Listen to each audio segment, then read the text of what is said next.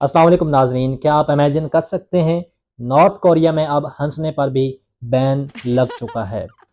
क्या आप सोच सकते हैं कि दुनिया में ऐसा मुल्क भी मौजूद है जहां पे इंसान खुल के हंस नहीं सकता।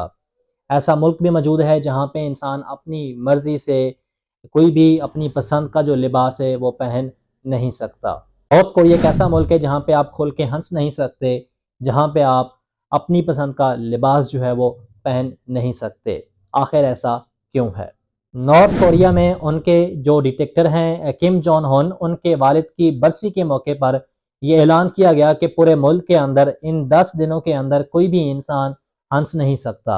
यानी कि पूरे मुल्क के अंदर हंसने पे पाबंदी लगा दी गई है। अगर हम नॉर्थ कोरिया की बात करें तो नॉर्थ कोरिया में जो मरूसियत है वो ख़ानदानी मरूसियत है। यानी कि नॉर्थ कोरिया की जो डिक्टेटरशिप है वो ख़ानदानी डिक्टेटरशिप्स है, जिनमें पहले दादा जो है उसने हुकूमत की 1948 से लेके 1994 तक। फिर दादा के बाद उसका बेटा आया जिसने 1994 से लेके 2011 तक। अब उनके बेटे किम जोंग उन जो हैं वो अब मौजूदा नॉर्थ कोरिया के डिक्टेटर्स हैं, और उन्होंने अपने वालिद की बरसी के ऊपर यह ऐलान किया कि पूरे मुल्क के अंदर कोई भी इंसान जो है वो खुल के हंस नहीं सकता। कोरिया सेंट्रल न्यूज़ एजेंसी ने ये रिपोर्ट किया कि जब किम पापा की 2011 में डेथ हुई तो उस डेथ के मौके पे कोरिया के अंदर जो बर्फ़ का तूफान हो रहा था वो अचानक थम गया। और इसके अलावा उनकी जो सीक्रेट पहाड़ी है माउंट कैटन, और उस पहाड़ी के ऊपर जो आसमान है अचानक उसका रंग जो है वो नीले से लाल होना शुरू हो गया।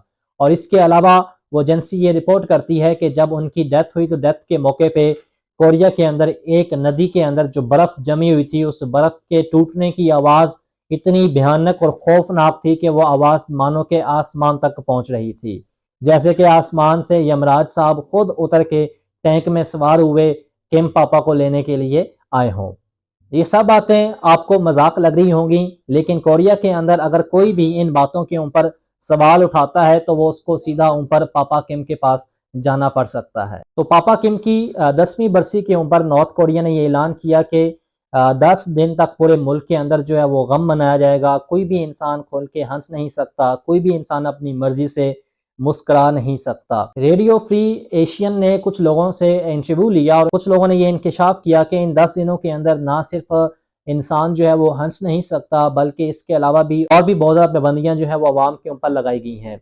जैसे कि आप हंस नहीं सकते, इसके अलावा आप शराब इन 10 दिनों के अंदर नहीं पी सकते। आप कोई भी किसी किस्म की भी जो खुशी है आप उसका इजहार नहीं कर सकते। आप किसी किस्म की भी जो खुशी है उसको मना नहीं सकते। और ये भी रिपोर्ट किया गया कि अगर इन 10 दिनों के अंदर किसी की वफ़ात हो जाती है तो आप अपने मरने वाले के ऊपर ज़्यादा ज़ोर से आप रो भी नहीं सकते और ज़्यादा गम का इज़हार भी नहीं कर सकते। किम जोन ये समझते हैं कि उनके पापा का जो गम है वो सबसे ज़्यादा इम्पोर्टेंट है। अगर आप खुल के गम का इज़हार करेंगे तो इसका मतलब ये हुआ कि डिक्टेटर्स के गम से ज़्यादा आपको अपने घर वालों का गम है।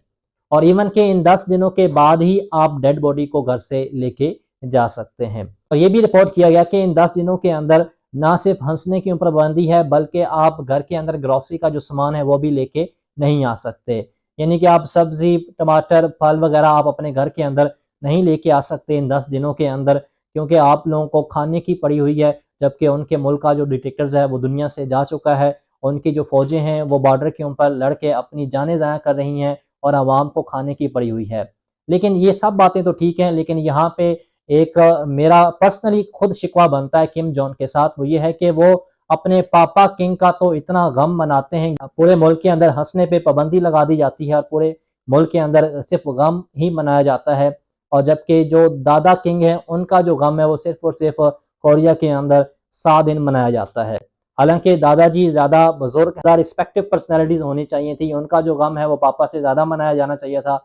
लेकिन कोरिया के अंदर पापा की बरसी के ऊपर 10 दिन का गम मनाया जाता है और 10 दिन पूरे मुल्क के अंदर हंसने की पाबंदी लगा दी जाती है। और जबकि दादा की बरसी के ऊपर सिर्फ 7 दिन के लिए कोरिया के अंदर गम मनाया जाता है। गम मनाया जाता है, बल्कि किम जोंग ने अपने पापा के नाम के ऊपर किम जोंग इलिया के नाम से एक फूल है उसका नाम भी रखा हुआ है। नॉर्थ कोरिया के डिक्टेटर किम जोंग उन जो है वो हमेशा ही मुतनाज़ा रहे हैं। किम जोंग उन ने मुल्क के ऊपर ये भी पाबंदी लगाई हुई है कि कोई भी आम शहरी जो है वो वैसा फैशन या वैसा ड्रेस नहीं पहन सकता जो ड्रेस जो है वो मुल्क के सरबराह पहन सकते हैं। यानी कि खुद किम जॉन उन जो जिस तरह का लेदर कोट जिस स्टाइल का वो पहनते हैं, तो बाद शहरियों ने मुतासिर होकर उस तरह का कोट पहनना शुरू कर दिया था। डिक्टेटर्स ने मुल्क के अंदर ये पाबंदी लगा दी कि कोई भी आम शहरी जो है वो डिक्टेटर्स की तरह का जो ड्रेस है वो नहीं पहन सकता।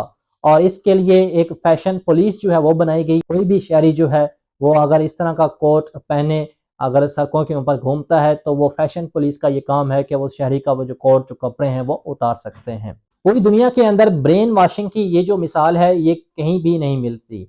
नॉर्थ कोरिया के अंदर अपने शहरियों का जो ब्रेन है वो इस तरीके से वॉश किया जाता है कि नॉर्थ कोरिया के अंदर रहने वाले जो शहरी हैं वो अपने मुल्क के सरबराह को एक सुप्रीम लीडर समझते हैं, यानी कि एक अपना खुदा समझते हैं। और जो वो हुक्म देते हैं वो सिर्फ उसी के ऊपर अमल करते हैं। जो डिक्टेशन ऊपर से आती हैं उनकी मर्जी के ऊपर गम मनाया जाता है, उनकी मर्जी के ऊपर खुशी मनाई जाती है। तो वो खुशी भी शहरी जो हैं अपनी मुल्क के सरबराह की कहने की वजह से मनाते हैं, और अपने गम जो हैं वो भी मुल्क के सरबराह के कहने की वजह से मनाते हैं।